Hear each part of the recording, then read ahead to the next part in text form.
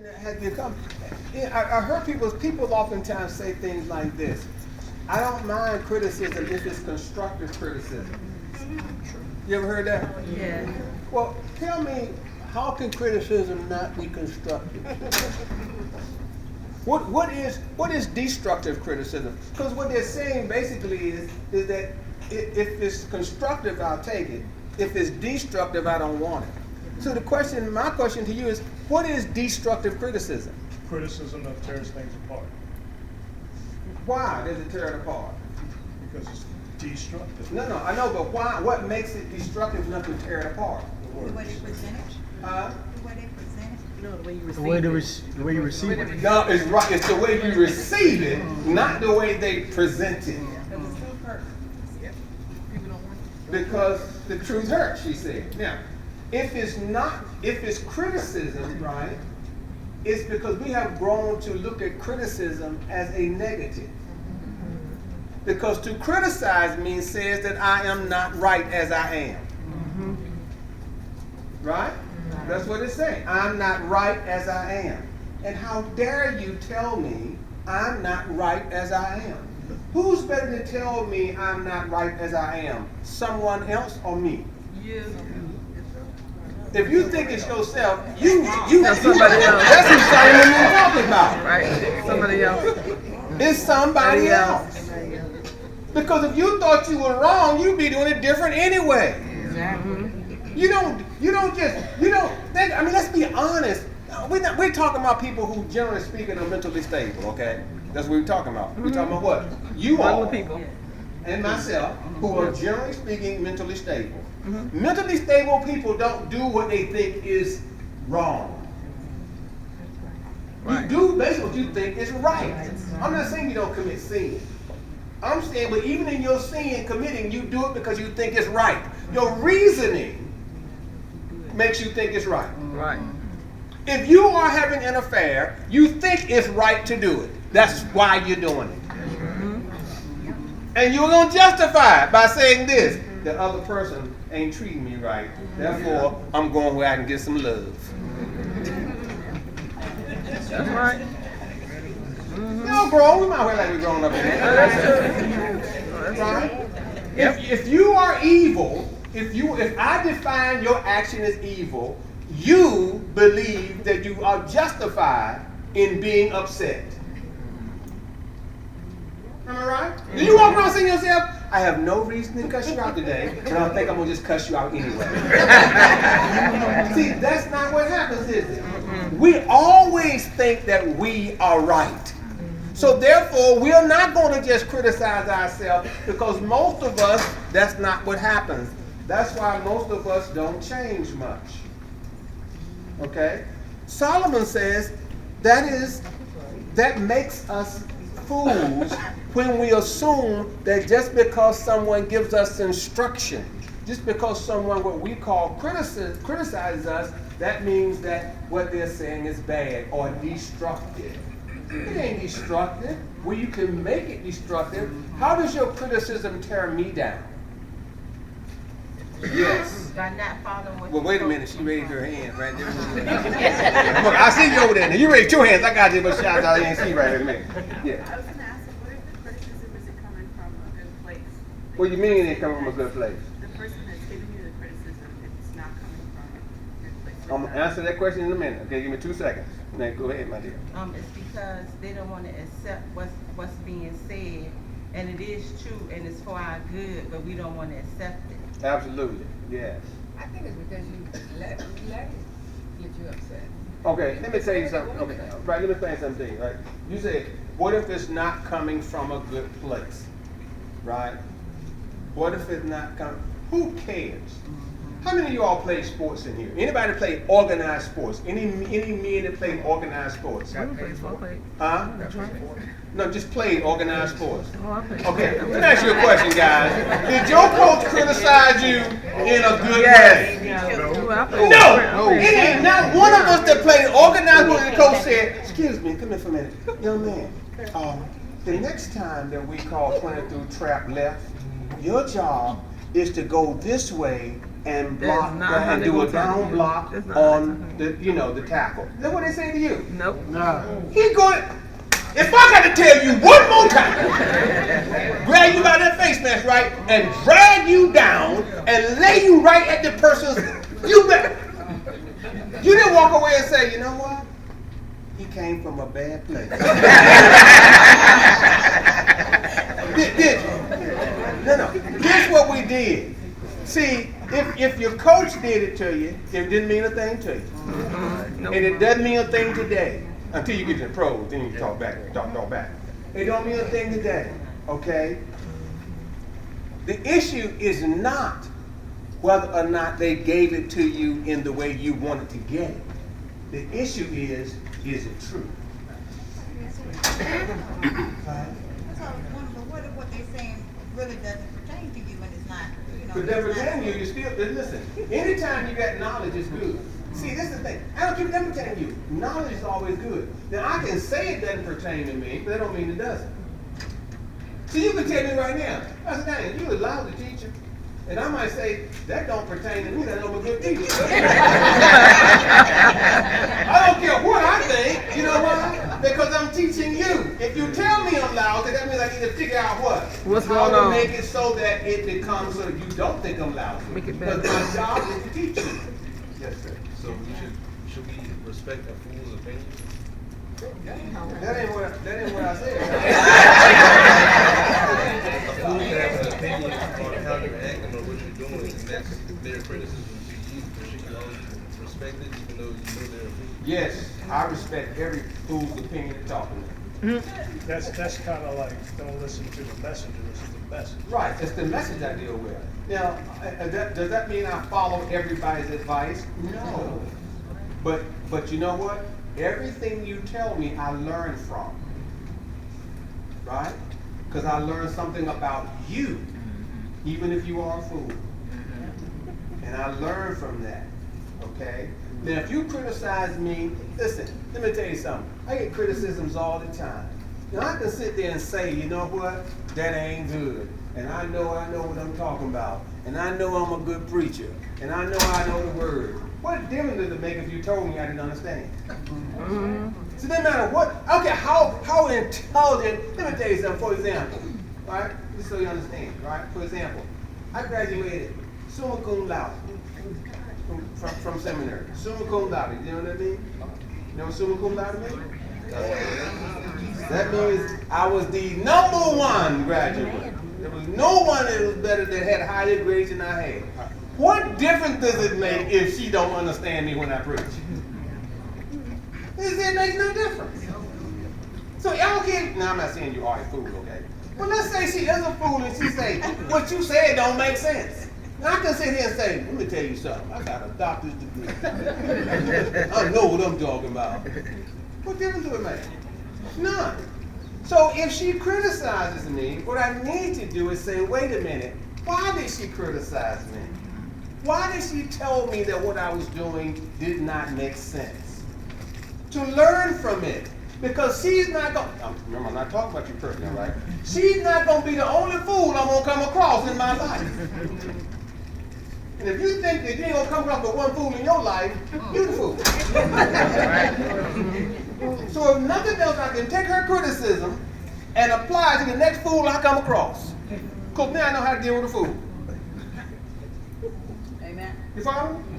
Yeah. See? And so what Solomon is saying to us in general, listen, I know all of us think that, there's good criticism, there's bad criticism. No, all of it's the same. This is how I bring it in. So I can say it doesn't apply to me, but you know what? If you told me, it does apply to me. It's kind of when I'm preaching and people say, oh, that wasn't for me, that was for you. No, it wasn't, it was for you too. How can it not be for you too? Right. Everything is for all of us. The Bible is not just for a couple of folk and not for the rest of the folk. It's for everybody, right? So what Solomon says here, and it's, again, it's simple stuff, right? He says, listen, the wise love correction. But you know what he says the fool does? Gets mad when he's corrected. So if you get mad every time somebody correct you, according to Solomon, not You're a according to fool. me, according to Solomon, You're a fool. you're a fool. Right. And according to Solomon, if you begin to love correction, then that means you are looking to be better. You're looking to be better. You're looking to be better. The idea that I am the best is a crazy idea. The idea that you can't tell me nothing is a crazy idea. Because even though you tell me something that I know to be incorrect, it don't mean I can't use it. You know? Now, I'm not saying I'm going to do everything you tell me to do. That's not what I said there. But I'm saying what? I'm not mad because you said something bad about me. You know? Only fools get angry. That's what Solomon said. Right? Right? See how quiet? See how quiet it is? When it's this quiet, what does it mean? You know people saying, you're trying to call me a fool. Ain't you? All I'm saying is if you wear a size 11 shoe, then hey. The shoe fits. Okay? All right. I mean, you all get that. I mean, Yes. do you get it? Listen, I think 31 and 32 really says it. When it says what? The ear that heareth the reproof of life abideth among the wise. He that refuseth instruction despises his own soul. He that heareth reproof getteth understanding. They didn't qualify what the reproof was. It's just what? If you hear it, if you're wise, you getteth more understanding. Whether it is harsh or not harsh. We get caught up on how harsh it is. You know, let me say this, you know, y'all, if I get personal, are y'all gonna think bad? Because I know how y'all think bad all the time. No, I don't think bad. Grown folks plans. It's grown for play. Yes. I'm just saying I know how y'all think sometimes. That, All right, here's the thing. For example, I'll give you that because I don't mind talking about myself. You know, my family gets mad. Why y'all always talking about us? Hey, what y'all trying to hide? Nobody care about y'all. Like for example, let's say if I'm talking to my wife about something, like, and if I say it like this right here, hey, now you know good and well that. Why are you yelling at me? Yelling at you? I ain't raised my voice. This is yelling! Yes, it was too. No, it wasn't. You know what she didn't like? What you saying? No, she liked the bass in my voice. Oh. So therefore, I don't want to hear it because you put too much bass in your voice. That changed everything. So here's how you got to say it. Hey, you know, that maybe, and perhaps. See, I can't even quite say what. Hey, you put too much salt in the food. Only on the salt. You gotta, you know, maybe, you know, you that food sure tastes good, but maybe next time, you know, Why? Why? I'm saying, Solomon is saying, listen, it shouldn't matter how harsh you think the reproof is. What you should concentrate on is what? Will it make things better if I go along with it? Don't worry about how harsh it is. Don't worry about how negative it is. There's no such thing as me giving you some positive negatives. I'm not going to tell you positively to do something that you thought you was right doing. See, that's crazy. It didn't make sense. I don't get why we look for people to always pat us on the back and tell us that we are good. I don't even want friends like that. I don't want nobody always amening me. I don't want our staff like that. One thing that burns me up in my staff meetings is I'll be asking a question and no good and well they don't agree with me. And they be, yeah, Pastor, you know, I think you're right. What do you think I'm right? But what I said purposefully for you to disagree with me.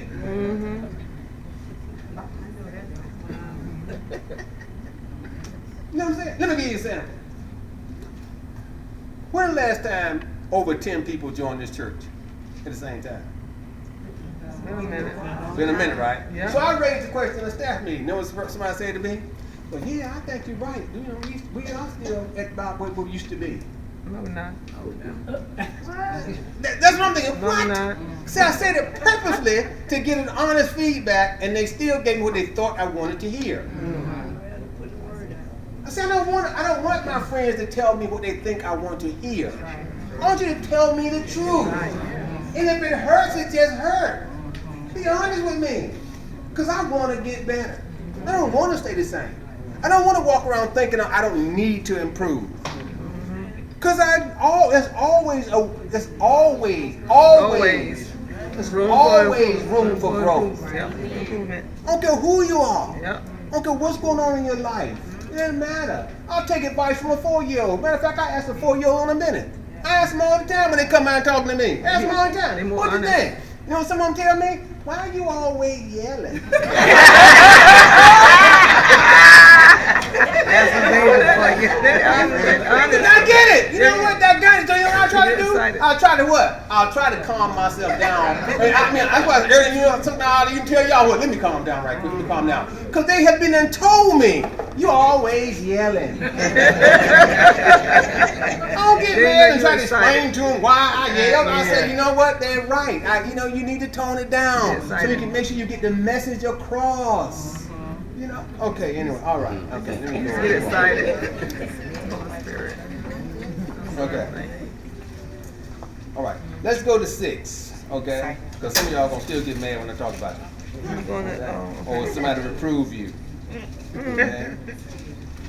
6. You got 6, 8, and 9. 6, 8, 9. 6, 8, and 9. All right?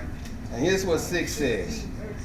Verse 6, I'm sorry. Verse 6, we're still in Proverbs 15. So we're at verse 6, 8, and 9. Okay. Okay? In the house of the righteous is much treasure, but in the revenues of the wicked is trouble. The sacrifice of the wicked is an abomination to the Lord, but the prayer of the upright is his delight. The way of the wicked is an abomination to the Lord, but he loveth him that followeth after righteousness. Okay? Now, here's the long and short of what that Solomon is saying here. It is better to do right than to do wrong and then try to cover it up with lies and deceit. Because God already knows anyway. Right? I mean, that's the genesis, that's the basis of what he's saying. When he's saying in the house of righteousness, but in the revenue of wicked is trouble. He's saying, listen, if you want God to be pleased at your activity, at your actions, he's saying, you know, there's a text in the Bible that says this: obedience is better than sacrifice. Right? Obedience is better than sacrifice. And what does that mean, in a sense? What does that get at when he says obedience is better than sacrifice? Right? But he's saying what? God, although God has designed sacrificial offerings to cover up sins, that's not what he really wants. Even though he says he wants it, he didn't mean he really wants you to give him a bunch of sacrifices. What he's saying is he wants you to not commit sin. So the giving of the sacrifice hopefully is a deterrent to you committing sin, because you don't want to always be giving up the best of your cows or the best of your animals and this kind of thing. All right? We act like this the opposite way around. And that's how he's saying that Solomon's saying is that's how people live their lives, is that they focus on the wrong thing. Okay? They focus on the wrong thing. He's saying that we are willing to accept wrong if it gets us what we think is right. And he said that's not how you're going to do business. What we need to be doing is saying to ourselves, listen, we're going to always do right, regardless as to whether or not it benefits us personally. Okay? We always do the right thing, regardless of whether it benefits you personally. That's a difficult concept for many people, because we have been taught that who comes first? Us. We've been taught that, you know what? That take care of yourself first. okay, that take care of yourself first. And so what we do is justify that which allows us to benefit over other people. And Solomon is saying that, you know what? That doesn't work in God's eyesight.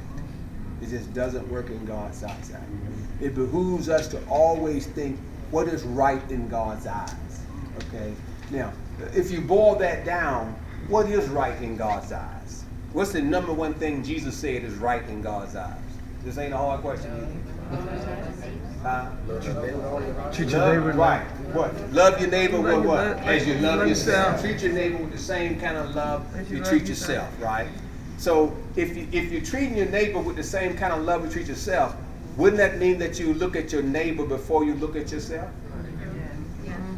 Right? You look at your neighbor before you look at yourself. You act based on what you would want other folk to feel before you act on your own feelings. Now, is that true in life in general? No. No, it's the opposite. Because most of us think about how you make me feel before we think about how I make you feel. And that's how we live our lives. This is how you made me feel. You hurt my feelings. You did this to me. And we take no thought to whether or not what you did, what I did hurt you. And generally speaking, here's what you can bank on. If you hurt my feelings, I've already hurt your feelings too. What you say, my dear? She spoke your favorite movie. Oh. It's already done. Already done to you. That's right. Okay, we good about that? Yeah. All right.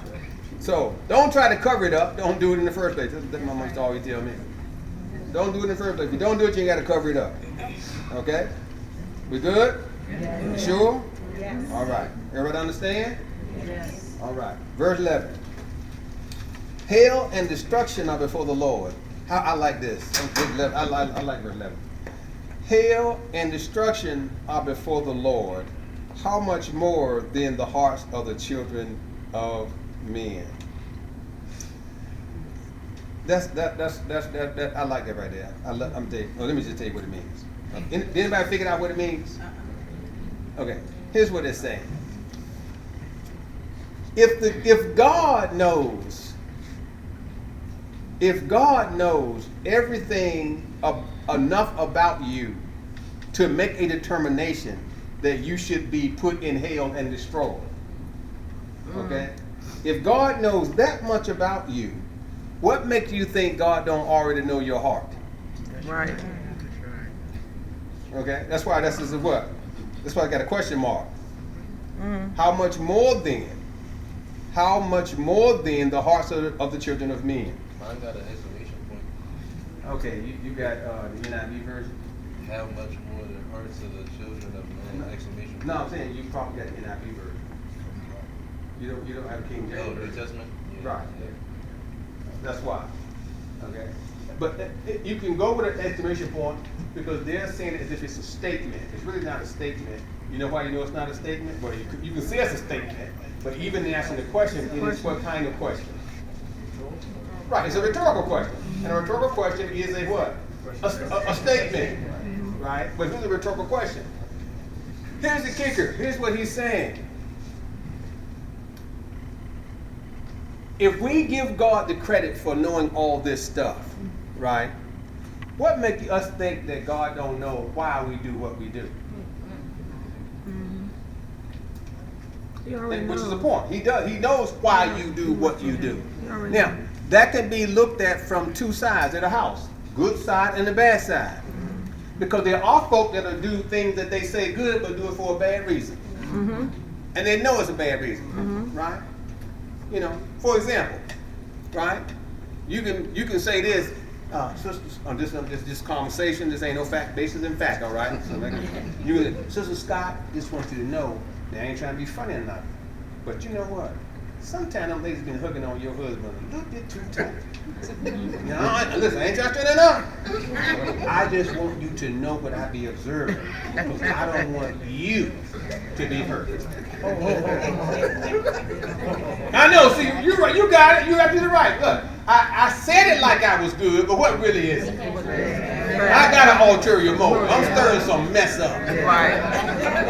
Fall into the same line of the constructive criticism thing. No, see, that's not criticism. That's, I'm saying what? We're talking about from where you coming from. Right, where my heart is at. Yeah. See, God knows my heart. My heart was to what? Stir some mess. Yeah. I get that, but sometimes some people criticize and they come at you like that because they want to further run the jag up. No, I'm saying it's true that I could be criticizing you to stir mess up. Okay. But I'm saying if you are doing that, it's saying what? God knows your purpose in doing it. Okay, I got it. See, He knows your purpose. Now, I'm just saying sometimes we will act like I'm doing something for good and know all the time it ain't. That we stir some mess up. And we act like God don't know our evil intentions.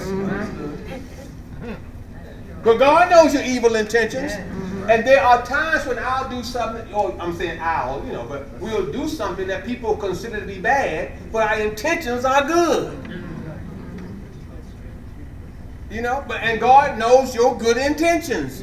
He knows that what you were doing was you were trying to help, even though what you did, folk looked at it as being bad. Right? And so, what reason why I say I like the way this is fashioned, because it says something about God that we tend to overlook. We act like God don't know us. Right. And He knows you. Everything about you. He knows why we do what we do. He knows our weaknesses and He knows our strengths. And we need to stop acting like He don't. We need to stop acting like we can fool God. Because you can't. And that's what he's saying here. What? You can't fool God. That's right. Okay. Right?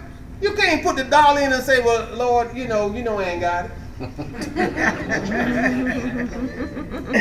And then go to Atlantic City the next week. Right. Yeah. Right? Right. You can't call in sick from the choir just because, you know, your sorority is going to Disney World. Right? I mean, that's what we do. We will do things as if God don't already know our heart. And then, but anyway, I'll just leave right there. Okay? I have a question. Yes.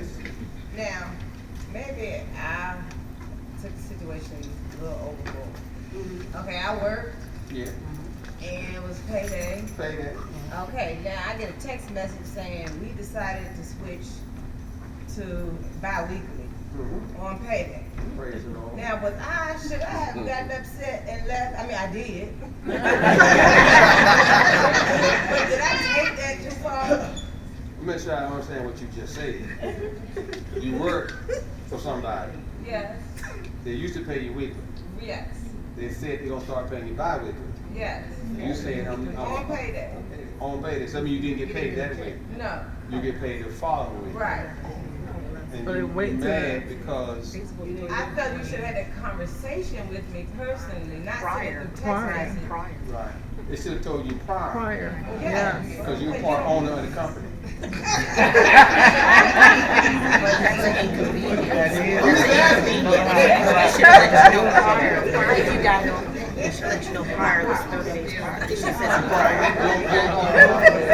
You on the board? Are you on the board? You on the board of directors? No. So would your vote ever count anyway? I would like to have known because I could have arranged my bills accordingly. They didn't take I ain't that into gonna pay my consideration. tithes to you.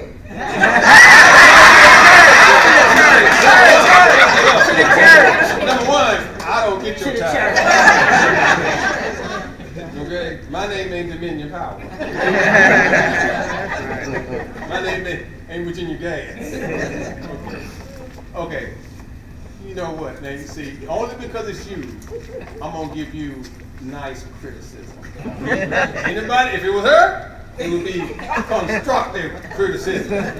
All right, now, how long you been coming to my class? Almost 3 years. I know, longer than that, but okay. All right. But you can come to the class when I was on that side, up there, and the chairs was facing this way. Yeah. So they more than 3 years.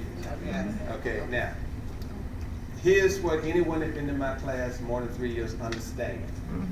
And that is that, generally speaking, it is not wise to live paycheck to paycheck. That what one should do is that one should live off 80% of their income, bank 10% of their income, so that when their boss does say, you ain't getting paid this week, I got enough stashed away that it doesn't even matter. I can wait another week. I do, but I ain't wanna go on my stash. Well, that's why I got my stash, right? Ain't why I got my stash? Yep. So I got my stash, so what? They like that. They didn't say they weren't gonna pay me. They just said it's gonna be delayed a week. Now, if I got my stash, why am I mad? I know. So now, who? If you get mad and walk away, who? I'm going back, but I just thought it was insensitive and just I took it personal. You took it personal because they were trying to save money. No, they ain't trying to save her money, trying to save money. There's a reason why you go from weekly to bi-weekly.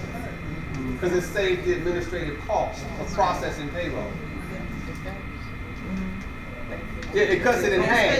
It cuts it in half. Well, I talked to you till 10 o'clock at night. So if you were one of the owners, you would have benefited. And since you're not one of the owners, they had no need to let you know until when. Payday.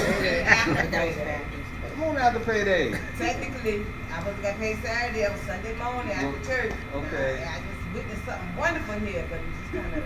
Well, so let me make sure I understand this. Let me make sure I understand what you're saying. I'm just making sure I understand what you just said to me. The words that were coming out of your mouth. You said because they did not pay you, you didn't give God his 10%. Now, according to what you said, you had the 10% to give God. But you made a decision.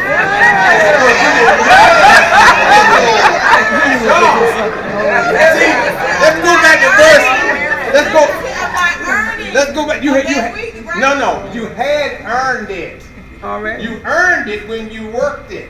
So, right? That's why you were mad, because you had earned it. So let me go back to verse 11 that says. Move on. Right? Because God what? How much more then does he know the hearts of what? Men. Children. The children of men. So he know that you got mad at your employer and took it out on him. Don't you got double up? You got double up, man. So remember what we talked about last week? You can be silent. Yeah. Or you can speak. Yeah. Okay. Got it.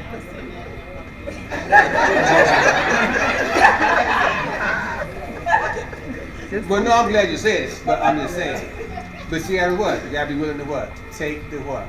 The criticism. Because you don't want to hurt yourself. Yeah. And if you get mad and you step out on emotion, you don't hurt the employer. You hurt yourself. You know, I'm telling you. For two reasons. Number one, I'll just use this church as an example, okay? Because even though this church is a place of worship, we still operate like a small business because we employ people, okay? And let's say, and sometimes the employees get upset, right? They do because they're human beings, right? Let's say an employee gets upset and decides, I ain't gonna come, I'm gonna call in sick today, all right? Let's say the person that calls in sick works the front office, and you're a member of the church and you need some help, and you call the church and ain't nobody there. Who does it really hurt? It hurts the church, it hurts you. And if it's something real critical, you're gonna get mad and say, you know what, I'm about sick of them people. So you can go join another church. That means what? The time that you didn't put in, you ain't gonna come back and put it in now. You're gonna put it in somewhere else. That's gonna mean what? There's less funding to pay that person's salary, which means what? Now I got to lay them off or cut their hours. So when you think with your head, we tend to make bad decisions. Excuse me, with your heart.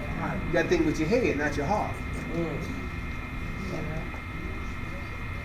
Because as I often have told this young man right here, for example, right? And I tell him all the time, I tell my staff this all the time too, but he's the only one who believes it.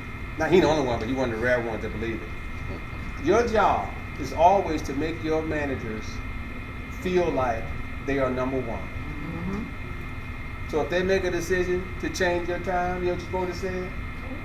Okay. If that works for the organization, if it makes the organization better, I'm down for the cause. Because I'm a team player. Maybe that's why they told you about the people joining the church. Everybody down at church. It didn't though. If I'm asking you a question about what's going on, that means I'm asking you to tell me the truth so I can make a change. I'm asking you to criticize me so I can make a change. I'm just saying, see what she did, they didn't ask her for that's slightly different. Okay. But okay, all right. But that was a good question though. Okay. Now, if we look at 13, 15, and 18, here's what it says. A merry heart maketh a cheerful countenance, but by sorrow of the heart the spirit is broken. 15 says, all the days of the afflicted are evil, but he that is of a merry heart have a continual feast. And 18 says, a wrathful man stirreth up strife, but he that is slow to anger appeaseth strife. So all of these kind of tie in and say the same thing. And that is that those that are happy will make others happy. And those that are hurt will make others hurt. And those that are bitter will make others bitter. That's basically all it's saying. And if you think about life from that standpoint, if you think about what this says, it helps you deal with people. Okay? It says those that are happy will make you happy. Those that are hurt will hurt you. Those that are bitter will try to make your life bitterful. Now, why is that good to know? Because the thing is this, it helps you to understand how other people respond to you. Because oftentimes when people are always bitter, we take that personal. But he said, don't take it personal. They are treating you. They are treating you in a bitter fashion because they themselves are bitter.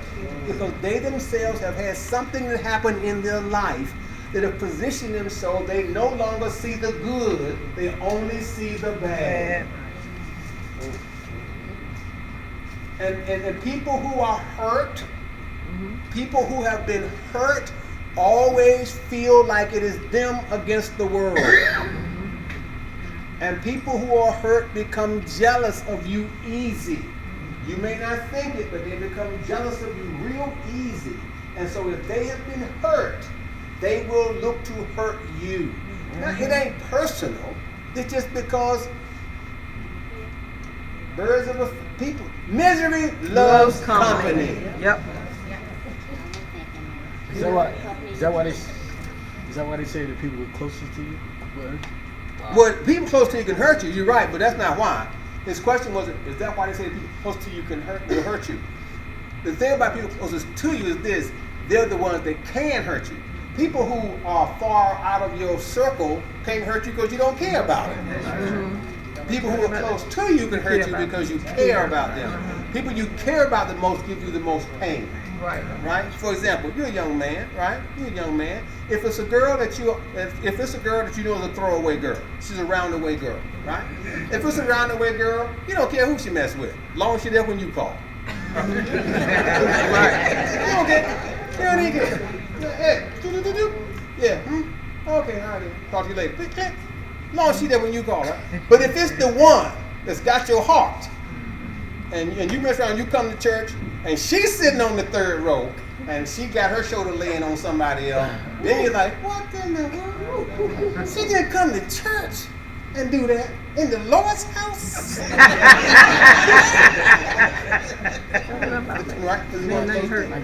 Right? But the thing is this: we get upset when people hurt us. I mean, let me say it wrong. We know people that always throw out fire with their tongue. Right? They're always throw out fire. And so we label them a certain way. We don't stop to think that perhaps the problem is they have been hurt so much in their life that they use that as a defense mechanism to keep them from getting hurt again. Right. That's what this is referring to. And that's why some people are always so bitter, because life, in their minds, life has dealt them a bad hand. Okay? But then there's some people, as you know, that they'll brighten up your day. They're always happy. See, happy people want you to be happy too. Right.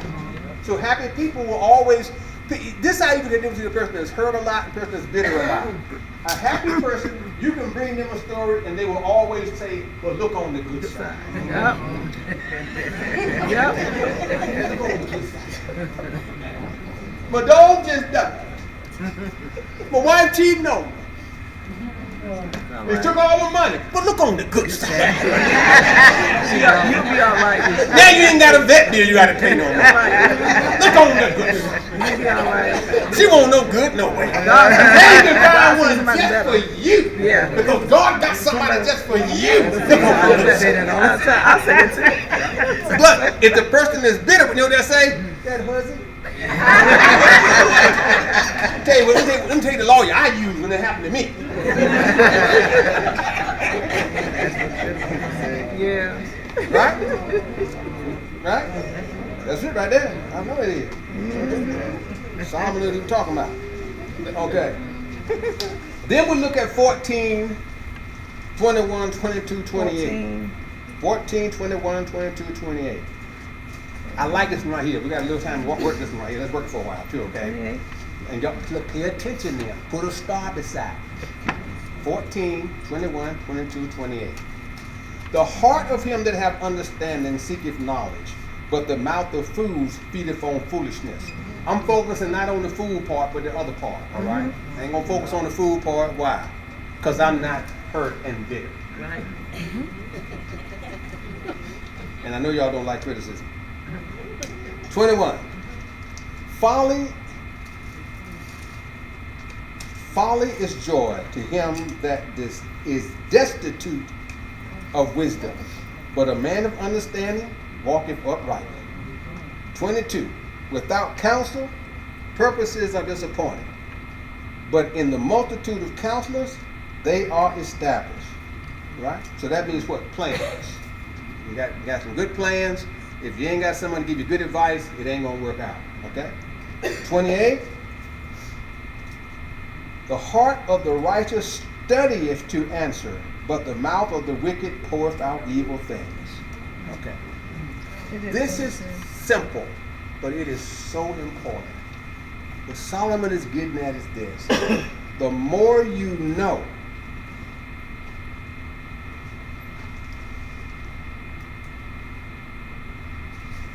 the more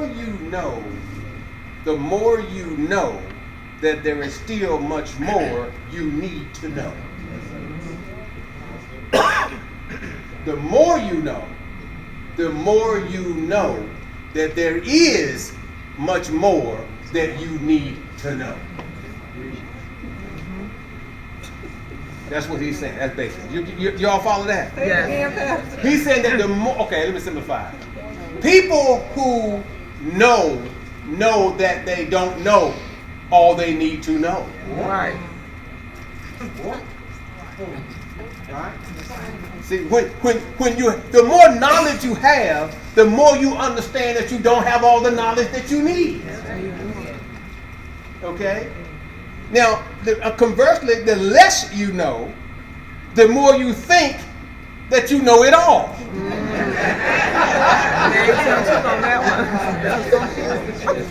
My aunt used to tell me that the dumbest person in the world knows everything. That's right, and she's right, because she's wise. If you think about people in your life, and the people that don't know nothing always think they know everything. Right? You can't tell them nothing because they already know everything. It's like when I was in 11th grade, the teacher used to say, you know what? He say, you know why I hire 11th grade students? He said, because they know everything. He was being facetious, obviously. His point was, y'all think y'all know everything, but y'all don't know nothing. Right. Okay? Because you think about young people think they know everything. You're talking to somebody in high school, especially when they give me the graduate. Oh my God. When they are senior, they know everything. You can't tell nothing. I was talking to a young girl that this is the kick, I ain't call her name out. I was talking to a young girl in the parking lot one day who was a freshman in college studying criminal justice, right? Mm-hmm. And my son pulled up in a police car and was talking to me, okay? So I said to her, you know what? Girl, you know what? You know, when you graduate, if you know what you need, you go get your job with the police force. I know there's so and know all these folks. And she said, listen, Pastor, I know you think that crimes are solved overnight, like on CSI on TV. Oh, wow. Snap. I never said that. So I said, well, maybe, I don't know, but he knows, talk to him. And so she started talking to my son. He's in a police car.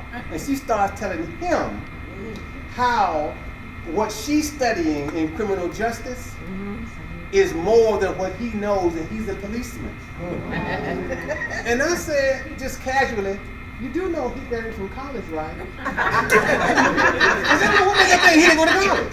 Well, he did. I said, and, because you had to come on my alma mater, since he went to my alma mater, he graduated from Old Dominion University. Which means I know he knows what he's talking about. Now, what make her think that I'm so stupid that I think that when they commit a crime at 7 o'clock, they figured out by the time the show go off, like, I ain't never been the victim of a crime before. See, but when they're young like that, they know everything. You know. But they really don't know that. See, when you, the older you, I should say the older, because everybody's old ain't wise. True. But the more you know you don't know. Because when you don't know what you don't know. You just don't. Right? You don't. I'm an accountant by trade. You know, my undergrad degree was financial management. Right? And my master's, economics was the focus of my degree. Now, I've had young accountants come to work for me and try to tell me everything. Because they just graduated. Okay. They don't teach you nothing in any of your head accounting classes. If you don't know this, I'm going to tell you. They teach you nothing in college about governmental accounting. Nope. Not one thing. But they walk in on everything. You don't know a thing about appropriations bills. You don't know a thing about money and how the government classifies money. You don't know about it. You don't know one thing. You don't know nothing about depreciating from the government standpoint. How do you depreciate a monument?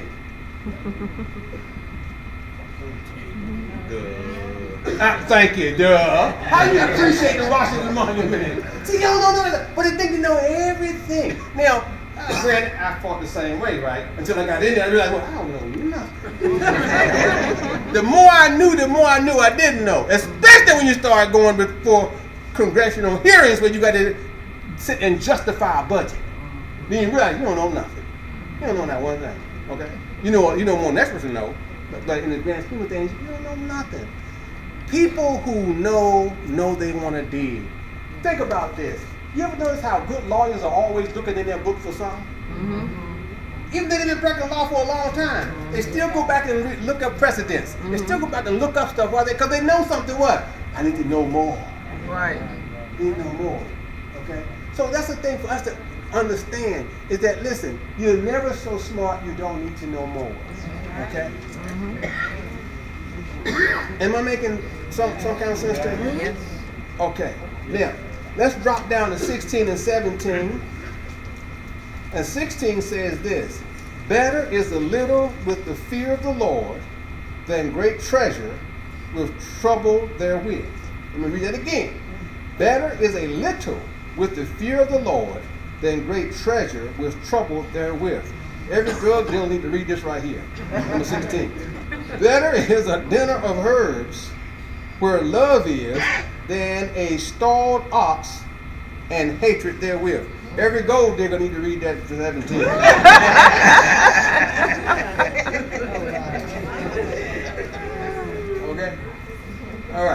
know, the point he's making is, listen, I'm gonna put it in because I gave you the simple, but let me give you the version. That's a simple word, round the way version. Here's the thing. But Solomon is talking about, and if you look to apply it everyday life, because you all are grown folk, I know you all not going to, you all not trying to get something. You're not trying to get something at the expense of someone else, right? Like some people, for example, when I say gold, because it's saying what? That it's better to eat grass, right? Where and be with somebody that loves you, okay, than a stalled ox and hatred. A stalled ox meaning what? A stalled ox meaning I got plenty, because that means the ox is in the stall, so I got plenty. But yet I'm with someone that I don't want to be with. Yeah. Okay? So he says, better to be with somebody I love and be broke than to be with somebody I don't love and have riches. Right. Okay? Now, so ladies, watch yourself, okay? Better a little with fear of the Lord than great treasure and trouble therewith. Now, from a practical way, what that says is this. Listen, every victory is not worth it. Every victory is not worth what you've got to sacrifice to win. We call it what? A Pyrrhic victory. When the cost of winning is more than the value of winning. What is it called? A Pyrrhic victory. How you spell that? Look now. P-Y Aura H-I-C, I think is the way it's spelled. Look, man, look it off. Okay, guys, thank you. Listen, you know when they were laughing, what? They thought I could.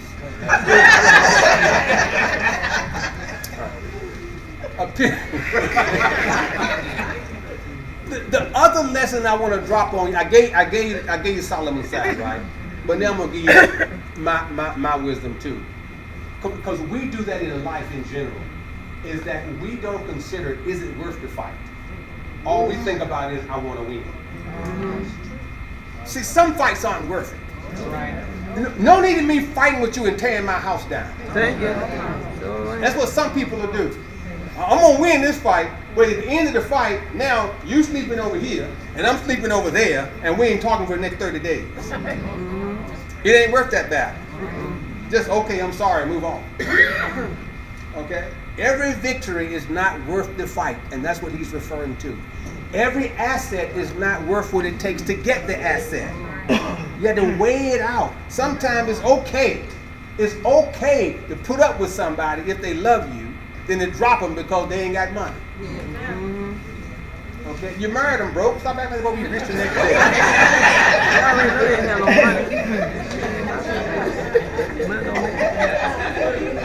Right?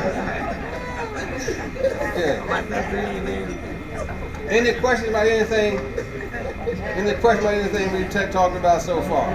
I know it's been kind of disjointed, but that's because that's the way this particular chapter is. So that's why I'm trying to group them together, so that way you can kind of fill up, in a way, okay? Any questions about anything we've covered so far? We ain't got that far to go. All right. Any questions?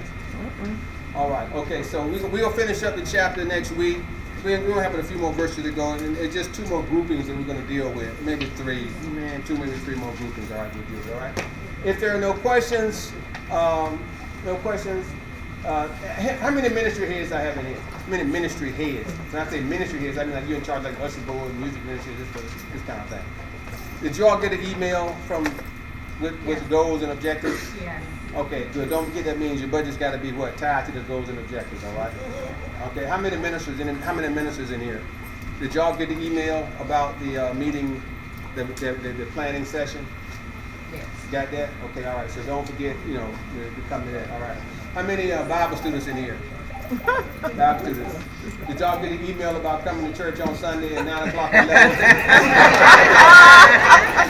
God bless you. Y'all have a good night.